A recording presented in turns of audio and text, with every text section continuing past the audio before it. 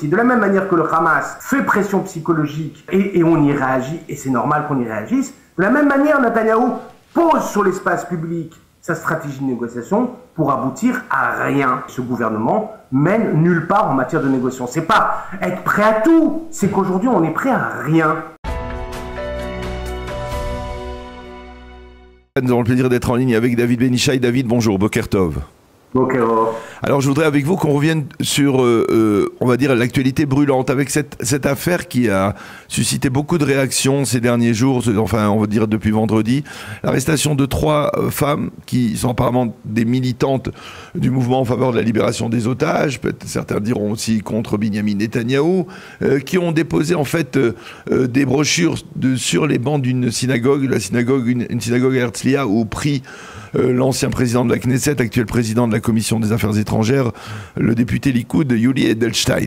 Alors, cette affaire a fait du bruit parce que tout de suite après, eh bien, ces 3 femmes ont été arrêtées, menottées et conduites au commissariat où elles ont été apparemment entendues, interrogées pendant 8 heures durant la soirée, si je ne m'abuse, de vendredi, au lieu de passer leur Shabbat à la maison chez elles. Elles ont été arrêté, et cela a suscité beaucoup de réactions. On va le voir dans la revue de la presse. Il y a de la presse israélienne qui accuse en fait la police israélienne aujourd'hui de se mettre au service d'Itamar Ben-Gvir et de certaines de ses décisions. Mais il y a aussi d'autres avis. Il y a ceux qui disent que finalement on ne peut pas aussi mélanger le dossier des otages, le dossier de pour ou contre le gouvernement dans les synagogues, et qu'il faut essayer de mettre certaines limites à la protestation. Votre avis? Non. D'ailleurs, je vais vous dire une chose, Daniel. Ce matin, le gros titre de Yediot Ahronot, je ne parle pas de Haaretz, de Yediot Ahronot avec la revue de la presse, c'était « Voici comment les démocraties tombent ». Donc, aujourd'hui, que la presse... Non, c'est le titre c'est l'éditorial de Nadav Eyal. C'est le titre de l'éditorial de Nadav Eyal, oui, qui est aussi la manchette du journal, mais c'est un avis. Et donc, si vous voulez... oui, effectivement, il faut mettre tout bout à bout. C'est-à-dire que vous ne pouvez pas dire d'un côté, oui, mais il faut faire une différence entre le politique et le respect de la loi, ce que j'entends. Maintenant, je vous pose la question.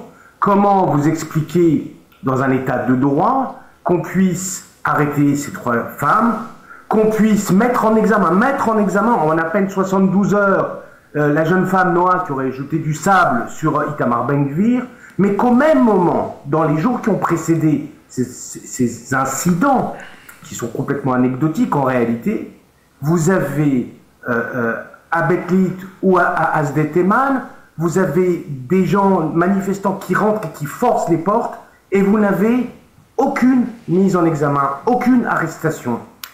Il y a donc là un sentiment de 2 poids, 2 mesures.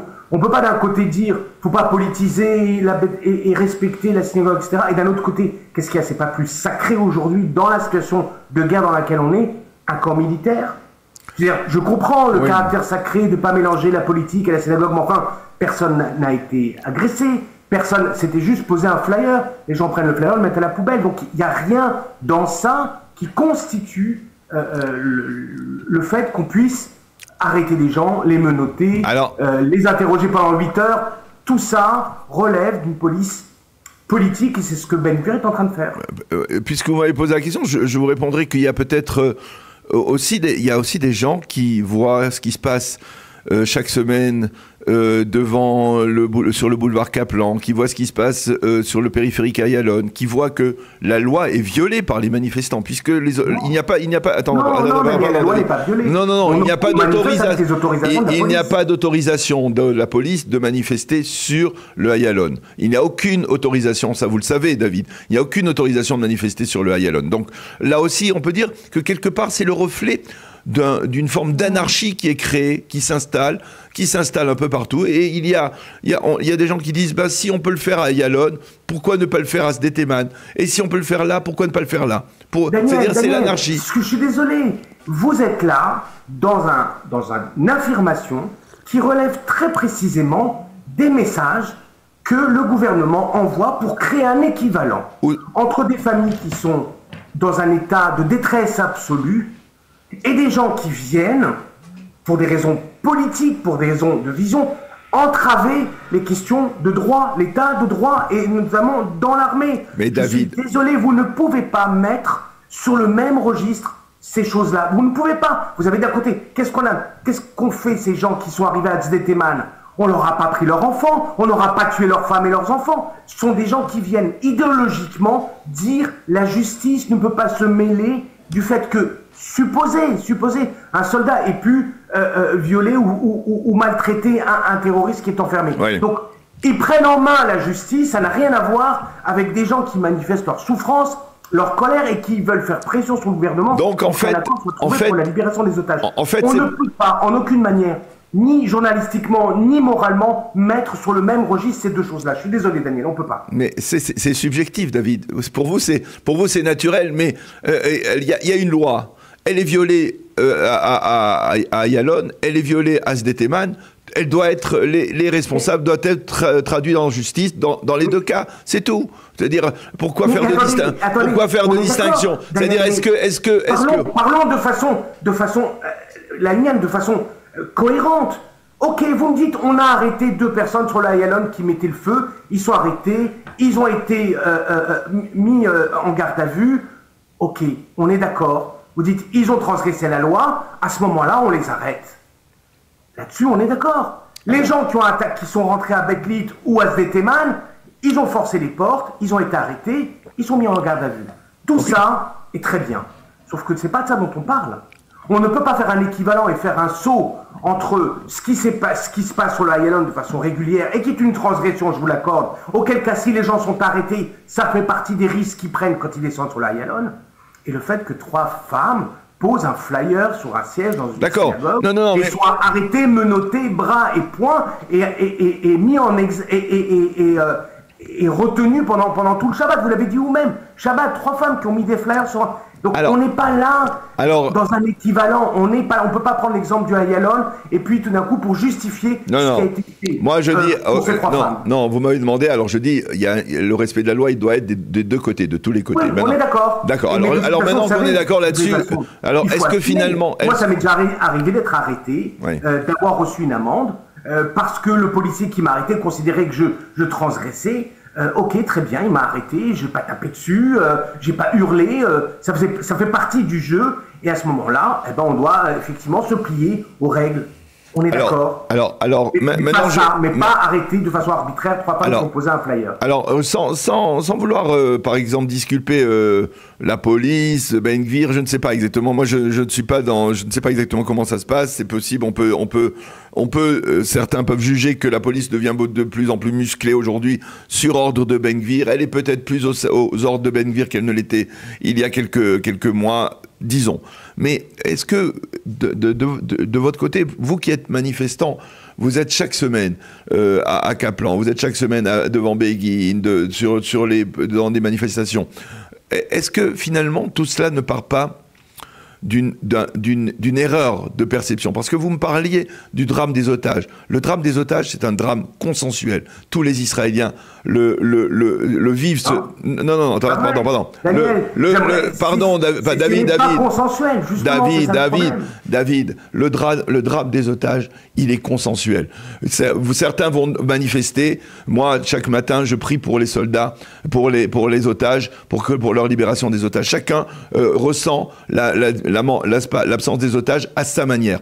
Mais le fait d'avoir politisé le mouvement des otages, de l'avoir donné un caractère qui est aujourd'hui, c'est-à-dire on mélange les manifestations, on ne sait pas si c'est pour les otages ou si c'est contre le gouvernement, pour la libération des otages ou en faveur d'élections anticipées. Le fait d'avoir créé ce mouvement comme cela, eh bien, ça a provoqué une division, et il y a des gens, je les connais moi, des gens qui se sentent solidaires de la douleur des otages, mais qui n'iront jamais à une manifestation en faveur de la libération des otages, parce qu'on y dit que c'est Netanyahou qui a assassiné les otages, les 6 otages de la semaine d'il y a 15 jours.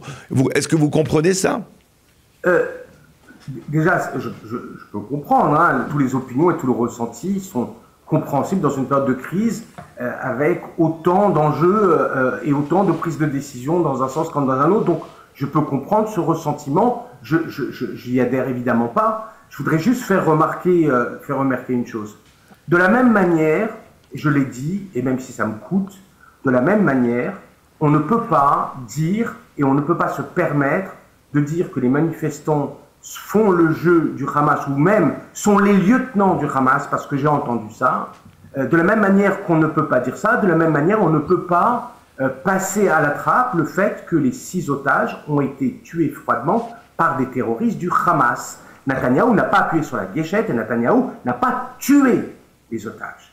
La question est de savoir est-ce qu'il a fait ce qu'il fallait pour éviter que ça arrive. Et ça, c'est un autre débat. Mais qu'on soit bien clair, et je pense là-dessus, il ne doit y avoir aucun débat. Netanyahou n'est pas celui qui tire dans la tête des otages comme ça a pu l'être décrit. Donc non, nos ennemis sont là, ils sont cruels, ils sont des psychopathes, ils veulent notre extermination et on se défend et c'est normal. Là-dessus, il n'y a pas de débat. Maintenant, quant à la politisation des manifestations, pour y être, puisque moi je suis retourné depuis le mois de décembre, janvier, manifester, je peux vous dire une chose, c'est que c'est exactement le contraire qui est en train de se passer.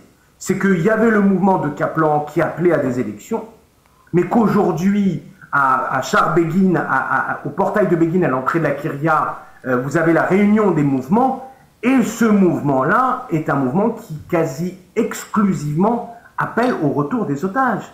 On n'a pas des appels dans ce mouvement, même si l'hostilité est extrêmement prégnante contre le gouvernement et contre Netanyahou, il n'en demeure pas moins que ce qui est dit, le message est unanime, c'est signer un accord pour amener nos otages. Donc là-dessus, il n'y a même plus aujourd'hui le slogan de faire tomber le gouvernement et d'aller à des élections. On n'y est pas, de toute façon, la période ne s'y prête pas pour l'heure. Donc, c'est ça qui est en train de se passer. Donc la convergence des mouvements amène l'ensemble des gens qui manifestent en soutien des familles, des victimes, des familles des otages. Alors, la main sur le cœur, David, je sais que même si vous ne la mettez pas sur le cœur, vous l'avez probablement. Est-ce que vous n'avez pas le sentiment parfois, c'est-à-dire que ce mouvement de manifestation visant à réclamer un accord à tout prix, ou à quasiment tout prix, et dites-moi si vous êtes favorable à un accord à tout prix pour la libération des otages, eh bien finalement ça ne fait que faire le jeu de Yihya Sinwar. Est-ce que quelque part il y a des gens parmi les responsables des manifestants qui s'assoient par exemple le dimanche matin et se disent est-ce que peut-être que nous sommes en train de faire le jeu de Sinwar? Alors il faut bien voir une chose, et ça c'est un argument que j'entends, et quelque part c'est pas nécessairement l'argument qui est le plus tapé au coin du bon sens. Il y a une guerre. Parmi les outils de cette guerre, il y a la guerre psychologique. Et donc, aujourd'hui, vous imputez à la population qui manifeste ce que n'importe où et n'importe de quelle manière d'autres gens dans d'autres pays auraient manifesté pour libérer des otages. Je veux dire, ça fait partie de la stratégie du Hamas de faire pression psychologique et les gens réagissent évidemment en fonction de leur souffrance et il y a une solidarité immense. Au contraire, je pense que c'est plutôt à l'honneur de la société israélienne de voir le grand mouvement immense de solidarité. On ne peut pas juste dire « je suis solidaire à la maison sur mon canapé en train de siroter son jus de fruits ». Les gens ont besoin de sentir qu'on est proche d'eux et c'est une des manières, et ça fait partie dans l'arsenal des outils psychologiques de Sinwar, ça fait partie de la même manière, écoutez bien, c'est que lorsque Netanyahou lui-même dit « vous comprenez, vous ne savez pas négocier », si tant est qu'il a envie de négocier, et qu'il amène sur le registre public la négociation. Il amène lui-même en disant « vous ne savez pas négocier », sous-entendu, ce que je suis en train de faire participe de la négociation. Donc on est en droit aussi d'attendre, d'un point de vue stratégique, qu'il y ait une négociation, puisqu'il agirait dans l'espace public pour négocier. De la même manière que le Hamas fait pression psychologique et on y réagit, et c'est normal qu'on y réagisse, de la même manière, Netanyahou pose sur l'espace public sa stratégie de négociation pour aboutir à rien du tout. Pour nous sortir, et c'était aussi les gros titres de Yediot Ahronot ce matin, c'est-à-dire que tout le monde a bien compris que cette histoire de Philadelphie était un spin, un plus, et que d'une certaine manière, ça retardait, voire ça mettait en échec absolu, selon l'état de pessimisme absolu qu'ont les Américains actuellement dans son travail d'intercession avec le Qatar et l'Égypte, c'est de dire on n'arrivera à rien et ce gouvernement mène nulle part en matière de négociation. C'est pas être prêt à tout, c'est qu'aujourd'hui on est prêt à rien. Voilà ce qui ressort. Donc il n'y a même pas de négociation dans l'espace public de la part de Netanyahou, si ce n'est, et à ce moment-là vous parlez de politisation, moi je considère comme 61% des Israéliens qu'il y a aujourd'hui une politisation de la prise des otages, de la guerre avec le Hamas, de la part de Netanyahou et de ce gouvernement. Voilà. Même si, d'une certaine manière, c'est-à-dire aujourd'hui, quelque part au niveau des otages et des négociations, personne ne nous garantit et nous a jamais garanti que l'axe Philadelphie, c'était véritablement l'obstacle à un accord. C'est-à-dire, parce que, vous le savez même, et vous le dites vous-même, on a affaire à un psychopathe, on a vu comment il s'était comporté même après qu'un accord ait été signé au mois de novembre dernier. Là aussi, personne... C'est-à-dire, on dit l'axe Philadelphie, on se focalise sur l'axe Philadelphie, mais rien ne nous garantit que sur les autres clauses, eh bien, il y aurait eu un accord. Donc, finalement, on est dans... C'est-à-dire, il faut... Est-ce que tout cela ne nous inspire pas un peu plus d'humilité, d'essayer de dire, OK, Daniel, Netanyahou a ses intérêts... ce que vous dites. Mais vous savez, c'est comme un bon scientifique. Quand vous avez testé quelque chose et que ça a donné des résultats, vous êtes censé penser que si vous reproduisez dans des conditions similaires l'opération, vous aurez des résultats similaires. Je suis désolé, mais il se trouve qu'on a une négociation, que cette négociation a permis la libération de plus de 100 otages, et donc il y a déjà eu une situation dans laquelle on a négocié pour permettre de sauver des otages. Mais vous savez, c'est pas comme si ça n'avait pas eu lieu, que c'était un fantasme. Non, bien sûr, mais vous vous rappelez... Donc on est tout à fait en mesure aujourd'hui de dire... On peut effectivement s'attendre, même si on sait à qui on a affaire, on peut s'attendre, parce qu'il y a des jeux d'intérêt qui sont complexes, qu'on puisse attendre qu'une négociation aboutisse à une libération totale ou partielle des otages. Mais vous comprenez bien que si Noir veut garder des otages, il va en garder.